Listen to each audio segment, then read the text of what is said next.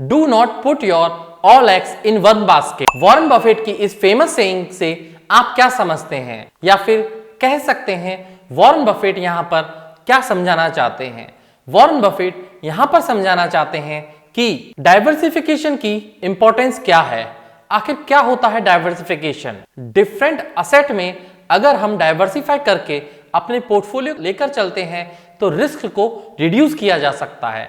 आज हम इसी प्रकार के टॉपिक पर बात करेंगे, या फिर कह सकते हैं एक प्रोडक्ट जिस पर हम बात करेंगे आज के इस वीडियो में मेक इन्वेस्टमेंट इजी के मेरे YouTube चैनल पर, जिसमें इन्वेस्टमेंट की जर्नी को इजी किया जाता है। मैं पुष्पेंद्र आपका बहुत बहुत स्वागत करता हूं। आइए चलते हैं आज के टॉपिक पर। तो आप समझ ही गए होंगे आज का टॉपिक क्या है। आज का टॉपिक है एक्सचेंज ट्रेडेड फंड, जिनको शॉर्ट में ETF भी कहा जाता है। आजकल ETF काफी फेमस हो रहे हैं। ETF अपने आप में एक वेल डाइवर्सिफाइड असेट होते हैं। म्यूचुअल फंड से कंपेयर करें तो ये काफी सस्ते होते हैं, क्योंकि इनका एक्सपेंस रेशो काफी कम होता है। क्योंकि इनको पैसिवली मैनेज किया जाता है, इसलिए इनका एक्सपेंस रेशो भी कम होता है। तो आज हम समझेंगे ETF इन्वेस्टिंग के बारे में और ETF का एक कॉम्प्रिहेंसिव ओवरव्यू। ETF एक तरह का इन्वेस्टमेंट फंड है जो कि स्टॉक की तरह ट्रेड करता है स्टॉक एक्सचेंज पर 9:15 से 3:30 PM के बीच। जैसा कि हमारे बाजार जब खुलते हैं उस दौरान ये भी स्टॉक की तरह ट्रेड करते हैं। ETF क्यों बनाए जाते हैं? ETF अपने आप में डाइवर्सिफाई असेट होते हैं, जैसे स्टॉक, बॉन्ड या फिर कमोडिटी। ETF को किसी भी स्पेसिफिक इंडेक्स को ट्रैक करने के लिए बनाया जाता है कि वो इंडेक्स उस फील्ड में कैसा कर रहा है, इसलिए ETF का इजाद हुआ। अमेरिका में काफी लोग ETF में इन्वेस्ट करते हैं, जो कि धीरे धीरे इंडिया में भी ये कल्चर आ रहा है। इसलिए मैं इस टॉपिक पर वीडियो लेकर आया हूं और डिटेल में आपको समझाऊंगा ETF इन्वेस्टिंग के बारे में। अब हम जानेंगे एडवांटेज ऑफ ETF इन्वेस्टिंग। जैसा कि आपको पता है ETF अपने आप में वेल डाइवर्सिफाई होते हैं, तो सबसे पहला एडवांटेज डाइवर्सिफिकेशन ही है। क्योंकि मैं यहां पर सिक्योरिटी मार्केट की बात करता हूं, तो फिर अपन यहां पे स्टॉक्स को लेकर ही चलेंगे। बहुत सारी सिक्योरिटीज को मिलाकर एक ETF बनता है। उससे होता यह है कि आपका रिस्क स्प्रेड हो जाता है, या फिर कह सकते हैं रिस्क मिटिगेट हो जाता है। रिस्क मिटिगेट का मतलब है रिस्क को कम किया जा सकता है। इसीलिए कहा जाता है ETF इन्वेस्टिंग काफी कम रिस्की होती है in the long run. Advantage number 2, lower cost. ETF की कॉस्ट या फिर कह सकते हैं एक्सपेंस रेशो काफी कम होता है, इवन दो म्यूचुअल फंड और इंडेक्स फंड से भी कम होता है।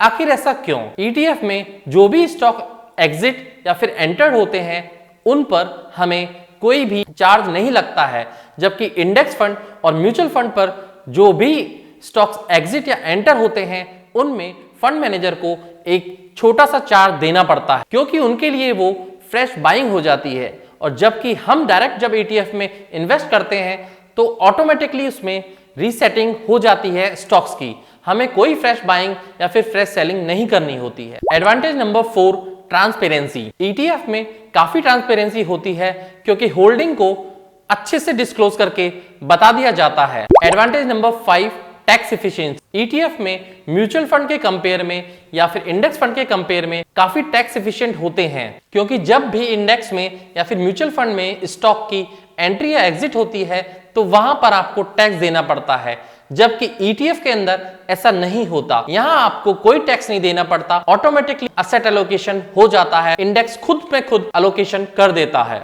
अब हम जानेंगे ETF कितने प्रकार के होते हैं या फिर types of ETF। Number 1, index ETF। Index ETF किसी स्पेसिफिक इंडेक्स को ट्रैक करने के लिए बनाए जाते हैं। फॉर एग्जाम्पल हमारे देश में जो इंपॉर्टेंट इंडेक्स ETF हैं उनके बारे में मैं बताना चाहूंगा। सेंसेक्स ETF, जिसके अंदर इंडिया की टॉप 30 कंपनीज आती हैं। निफ्टी 50 ETF, जिसके अंदर इंडिया की टॉप 50 कंपनीज आती हैं।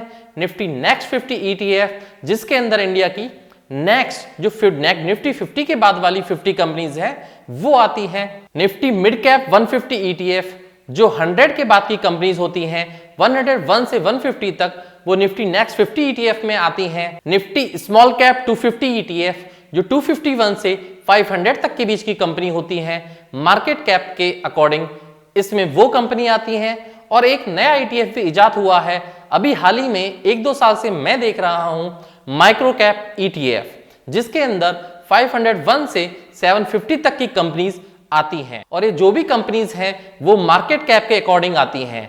तो आप अच्छे से समझ गए होंगे 1 से 750 तक की कंपनीज को इंडेक्स में बांट दिया गया है, जिससे कि इस इंडेक्स को ट्रैक किया जा सके कि इंडियन मार्केट कैसा कर रहे हैं। सेक्टर एंड इंडस्ट्री ETF, इस प्रकार के ETF पर्टिकुलर एक सेक्टर या इंडस्ट्री पे फोकस करते हैं।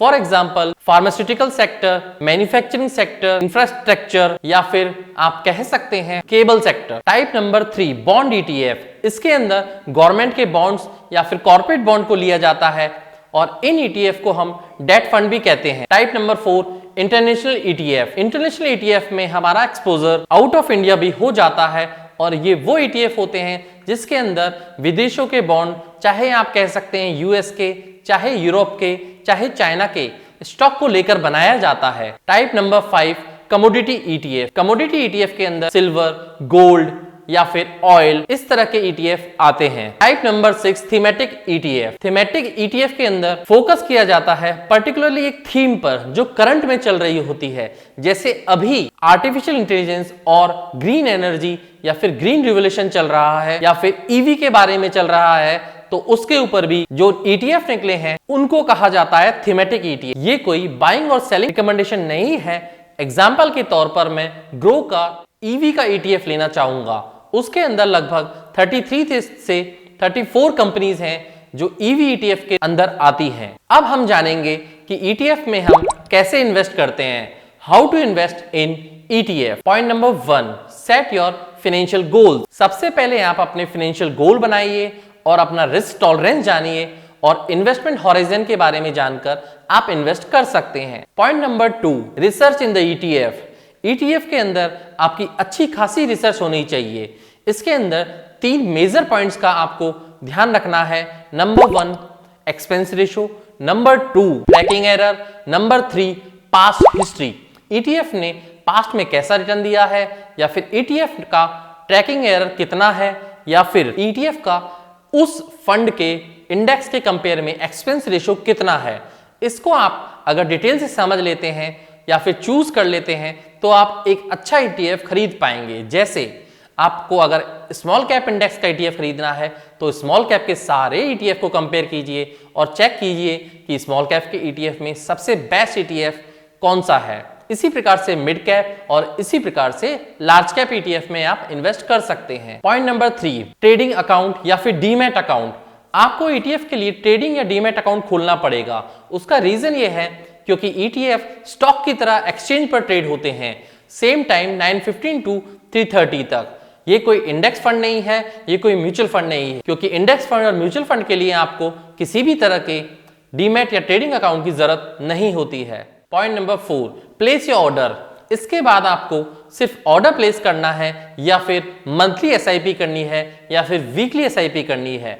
आप इसमें भी स्ट्रेटेजी बना सकते हैं। जब कभी मार्केट 1% गिरता है तो आपको दुगनी रकम डालनी है, 2% गिरता है तो आपको 4 टाइम पैसा डालना है, 3% गिरता है तो उस हिसाब से आप कंपैरेटिवली पैसा डाल सकते हैं और इन द लॉन्ग रन आप ETF से भी ज्यादा पैसा, जो ETF वो आपका कॉर्पस बना के देता, उससे 4-5% ज्यादा पैसा आप बना पाएंगे। Point number 5, monitor your investment. ETF में बहुत जरूरी है आप अपने इन्वेस्टमेंट को मॉनिटर करते रहें, क्योंकि कई बार होता यह है कि फंड मैनेजर चेंज हो जाता है या फिर एक्सपेंस रेशियो बढ़ जाता है या फिर उनका ट्रैक रिकॉर्ड खराब होने लगता है। एटलीस्ट 6 मंथ या फिर 1 साल के अंदर आप ETF को मॉनिटर करते रहें। अब हम ETF में रिस्क के बारे में जानेंगे। आखिर क्या क्या रिस्क हो सकते हैं ETF के अंदर। Number 1, market risk. जैसा कि कहा जाता है investment are subject to market risk, उसी प्रकार से ETF are subject to market risk. अगर मार्केट ऊपर की तरफ जाएगा तो ETF भी ऊपर की तरफ जाएंगे और मार्केट नीचे की तरफ आएगा तो ETF भी नीचे की तरफ आएंगे, क्योंकि मार्केट भी ETF से बना है या कह सकते हैं ETF भी मार्केट से बने हुए हैं। Number 2, liquidity risk. ETF में जो कई स्पेसिफिक ETF होते हैं या फिर जिनका असेट अंडर मैनेजमेंट कम होता है, उन ETF में लिक्विडिटी के क्रंचेस हो सकते हैं। उसका रीजन ये है कि कम ही लोग उन ETF को खरीदते या बेचते हैं।